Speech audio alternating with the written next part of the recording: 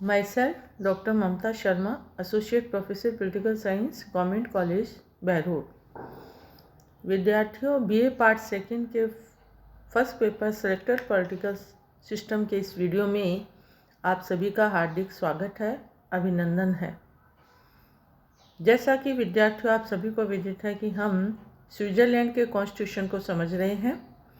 पूर्व के वीडियोस में हमने स्विस संविधान के डेवलपमेंट के बारे में पढ़ा, उनके फीचर्स के बारे में देखा, और आज हम इस वीडियो में देखेंगे कि what is the amendment procedure of the constitution, कि स्विट्ज़रलैंड के संविधान में संशोधन की प्रक्रिया का स्वरूप क्या है, अर्थात इसमें संशोधन किस तरह से किए जाते हैं। स्विस संविधान के फीचर्स में मैंने आपको बताया था कि स्विस संविधान चूँकि कठोर है, इसमें न केवल साधारण कानून निर्माण की प्रक्रिया से परिवर्तन नहीं किया जा सकता, बल्कि ऐसी व्यवस्था की गई है कि इसमें कैंटनों और स्विस संघ की जनता की सहमति के बिना भी परिवर्तन नहीं किया जा सकता।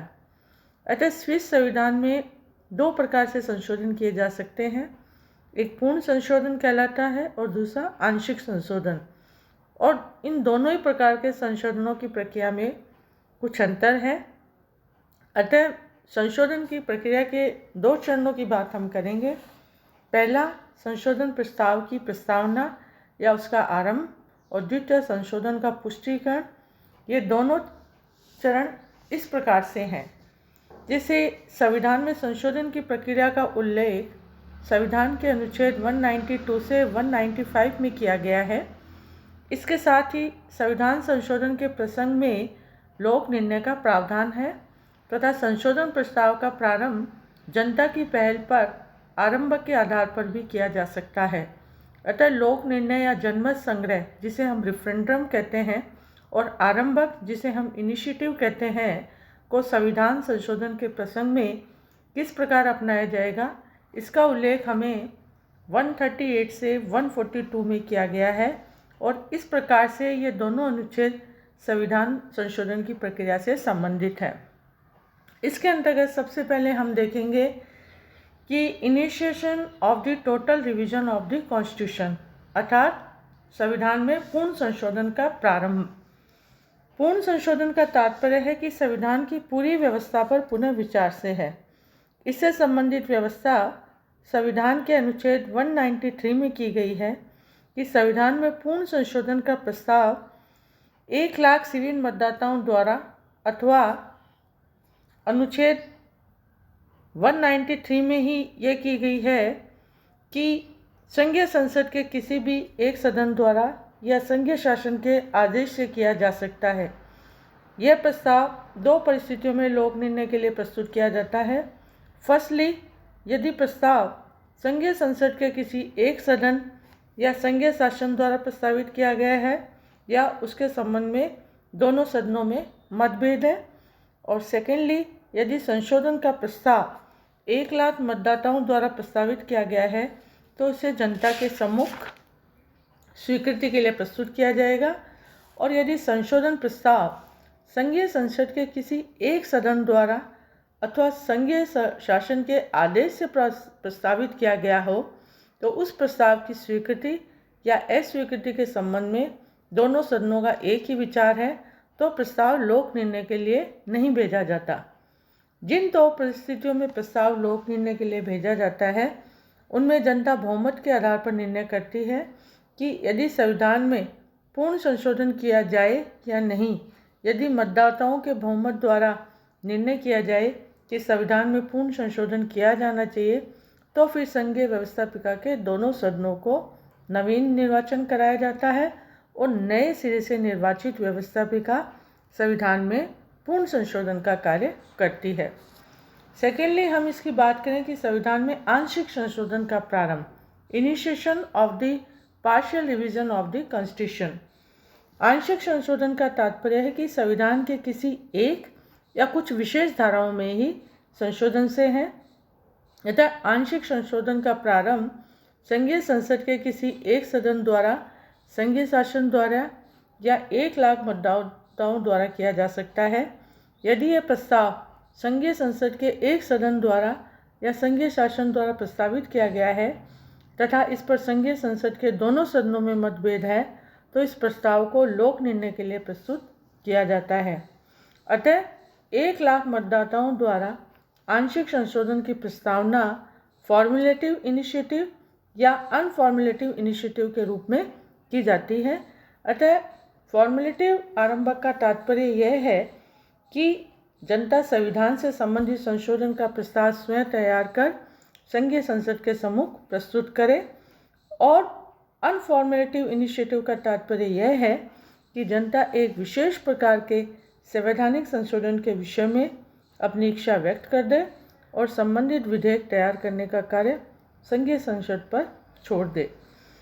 यदि जनता द्वारा स्वविन्यासित आरंभक के रूप में प्रस्ताव संघीय संसद के पास भेजा जाता है तो संघीय संसद इसे लोक निर्णय के लिए जनता के सम्मुख और कैंटनों के सम्मुख प्रस्तुत करेगी। इस तरह से हम देखते हैं कि संशोधन प्रक्रिया का प्रथम चरण संशोधन की प्रस्तावना से संपन्न होता है। सेकेंडली इसके अंतर्गत हम करें रेक्टिफिकेशन ऑफ द अमेंडमेंट, जिसे हम कहते हैं संशोधन का पुष्टिकरण। संशोधन प्रक्रिया का दूसरा चरण संशोधन की पुष्टि का है, चाहे वह पूर्ण संशोधन का प्रस्ताव हो या आंशिक संशोधन का।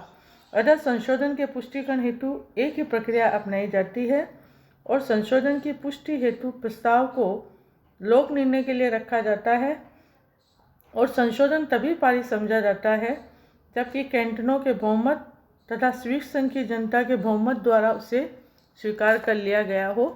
अतः कैंटनों के बहुमत का निर्णय करने से पूर्व कैंटन का मत 1 तथा अर्ध कैंटन का मत आधा गिना जाता है। इस प्रकार संशोधन पारित समझे जाने के लिए आवश्यक है कि कम से कम 12.5 कैंटनों द्वारा स्वीडिश संघ की जनता के बहुमत द्वारा उसे स्वीकार कर लिया जाए। इस तरह से हमने देखा कि संविधान में संशोधन की जो प्रक्रिया है वह 2 आधारों पर की जाती है।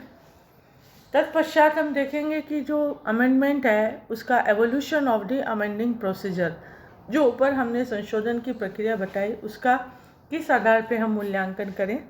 तो इसके अंतर्गत हम देखेंगे कि स्वीडिश संविधान की संशोधन की प्रक्रिया अन्य राज्यों की तुलना में अधिक जनतांत्रिक है, क्योंकि इस संशोधन प्रक्रिया के दोनों ही चरणों, जिसे संशोधन की प्रस्तावना और संशोधन की पुष्टि में जनता को महत्वपूर्ण शक्ति प्रदान की गई है।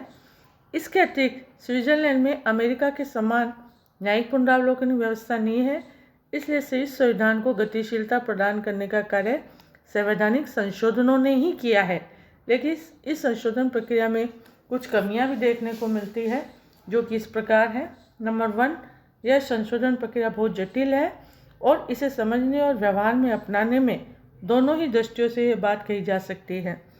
सेकेंडली हम देखते हैं कि संशोधन प्रक्रिया के दोनों ही चरणों में जनता के भाग लेने की व्यवस्था होने और संघीय संसद के दोनों सदनों में संवैधानिक संशोधन पर मतभेद होने की स्थिति में संघीय संसद को भंग करने की व्यवस्था होने के कारण यह बहुत अधिक अपव्ययी भी हो जाती है। थर्डली हम देखते हैं संशोधन प्रक्रिया में संघीय संसद को महत्वपूर्ण स्थिति प्राप्त न होने के कारण संघीय संसद में अविश्वास तथा अनुत्तरदायित्व की भावना का विकास होता है। और फोर्थली हमने देखा कि संशोधन प्रक्रिया के अंतर्गत आरंभक को अपनाते हुए 1 लाख मतदाताओं द्वारा आंशिक संशोधन का प्रस्ताव प्रस्तुत करने और इस प्रस्ताव से असहमत होने पर व्यवस्थापिका द्वारा वैकल्पिक प्रस्ताव प्रस्तुत करने की जो व्यवस्था की गई है, उससे सामान्य जनता और संघीय सभा में अनुचित प्रतिस्पर्धा तथा द्वेष की स्थिति उत्पन्न हो सकती है।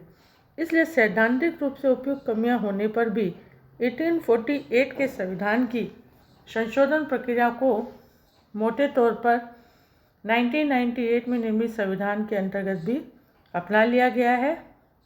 इसका आशय यह है कि स्विस संविधान निर्माता और जनता अपने संविधान की संशोधन प्रक्रिया को ही उपयुक्त मानते हैं। इस तरह से हमने देखा कि संविधान में संशोधन की प्रक्रिया जो स्विस संविधान द्वारा अपनाई गई है, उनका डिमेरिट मेरिट दोनों फैक्टर्स की बात इसके अंतर्गत की है। एंड लास्टली हम इसके अंतर्गत करेंगे comparison with the amendment procedure of the American constitution, कि अमेरिकी संविधान से स्विट्ज़रलैंड की संशोधन प्रक्रिया के कुछ आधारों पे हमने अंतर भी किया इन दोनों का, जो कि इस प्रकार है कि अमेरिका और स्विट्ज़रलैंड इन दोनों ही देशों के संविधान कठोर है।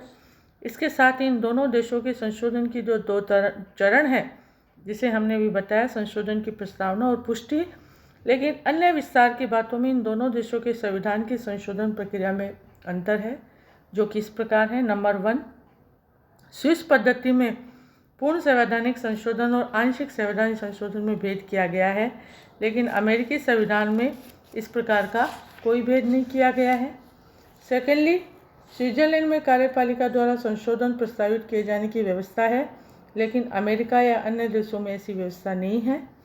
थर्डली, इन दोनों का अंतर देखते हैं कि स्विट्ज़रलैंड में जनता के द्वारा संविधान में संशोधन का प्रस्ताव प्रस्तावित किया जा सकता है और संशोधन प्रस्ताव तभी पारित होता है जबकि जनता के बहुमत के द्वारा उसे स्वीकृति प्रदान की जाए, लेकिन अमेरिका, भारत, रूस, अन्य देशों में जनता को संवैधानिक संशोधन की प्रस्तावना का अधिकार नहीं दिया गया है। इन देशों में संवैधानिक संशोधन की पुष्टि के लिए लोक निर्णय की भी व्यवस्था नहीं है। इस प्रकार स्विस संविधान में संशोधन की प्रक्रिया अमेरिका या अन्य किसी भी संविधान की तुलना में अधिक लोकतंत्रीय है।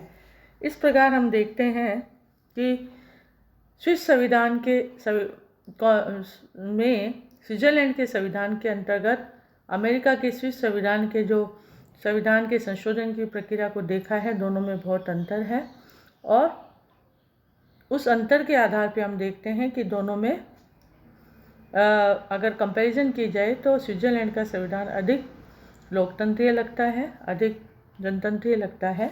इस तरह से हमने आज के इस वीडियो में स्विट्ज़रलैंड के संविधान का विकास, उसका विशेषताएं और उनके संशोधन की प्रक्रिया को समझा, अमेरिकन कंटेक्स्ट में कंपेयर करते हुए। नेक्स्ट वीडियो में, आज के वीडियो में हम इतना ही देखेंगे। नेक्स्ट वीडियो में हम स्विट्ज़रलैंड के संविधान के फंडामेंटल राइट्स की बात करेंगे। धन्यवाद।